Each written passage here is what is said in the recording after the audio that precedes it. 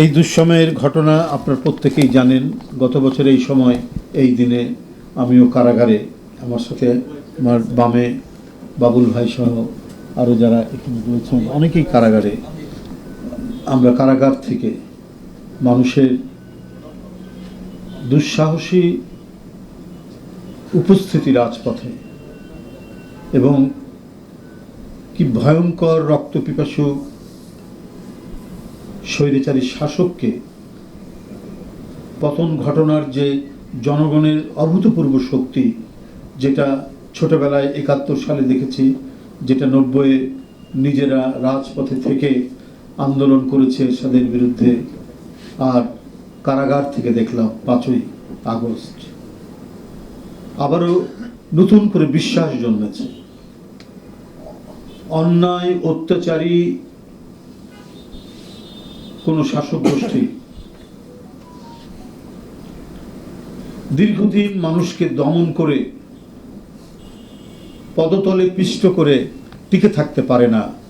জনগণের শক্তি সর্বোচ্চ শক্তি, এই শক্তির পরিমাণ অপরিসীম। আমরা আপনাদের সামনে প্রায় এই কথাটি বলতাম সেই ভয়ঙ্কর ফ্যাসিবাদী আমলে। তাদের কথা, তাদের বার্তা, তাদের জুলুম, তাদের আইন শৃঙ্খলা বাহিনী, তাদের কথাবার্তা, হুমকি প্রতিনিয়ত দেশবাসী শুনেছে, আপনারা শুনেছেন।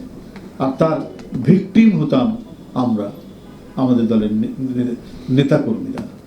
ভিকটিম হওয়া, জীবন দিয়েও ভিকটিম হওয়া, অদৃশ্য করে দেওয়া, গুম, জোরপূর্বক গুম, বিচার বহির্ভূত হত্যা, খুন, এবং কারো কোনো স্বাধীন ভাবে চলাচল করা বা কথা বলার কোনো সুযোগ ছিল না। একটা মানুষকে গ্রেপ্তার করতে আসলেও তার যে একটা ভদ্রতা এবং রুচিসম্মত বিধান আছে, আইনে আছে, তাকে ম্যাজিস্ট্রেটের অর্ডার দেখাতে হয় পুলিশকে, তাকে বলতে হয় এই অপরাধে আপনাকে গ্রেপ্তার করা হয়েছে। এগুলো বিএনপি বা সমমনা রাজনৈতিক দল যারা গণতন্ত্রের লড়াই করেছে তাদের ভাগ্যে এই ভদ্রতাটুকু ছিল না। যখন মনে করেছে পার্টি অফিসে ঢুকে পড়েছে, ওই প্রেস ব্রিফিং করছে, এর মধ্যে থেকে ধরে নিয়ে চলে গেল, অথবা কেউ হয়তো নেমে যাচ্ছে গেট থেকে, নির্বিচারে গ্রেপ্তার করে নিয়ে প্রিজন ভ্যানে তুলে ফেলল, এবং সেখান থেকেই টর্চার করতে করতে, মারতে মারতে থানায়, না হলে ডিবি অফিসে নিয়ে যাওয়া হয়েছে। কত আয়নাঘর তৈরি করা হয়েছে, কত ধরনের নিপীড়ন, নির্যাতনের, হিটলারি গ্যাস চেম্বার তৈরি করা হয়েছে। এখন যেটা আমরা দেখতে পাচ্ছি, জানতে পারছি, ছবিও পাচ্ছি, এর মধ্যেই আমাদের জীবন কাটাতে হয়েছে।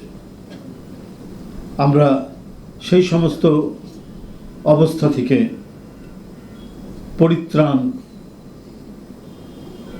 পাই এই ৫ই আগস্টে ছাত্র জনতার বিপুল তরঙ্গে রাজপথে যখন আছড়ে পড়ে এবং পালিয়ে যেতে বাধ্য হয় শেখ হাসিনা তার মধ্যে।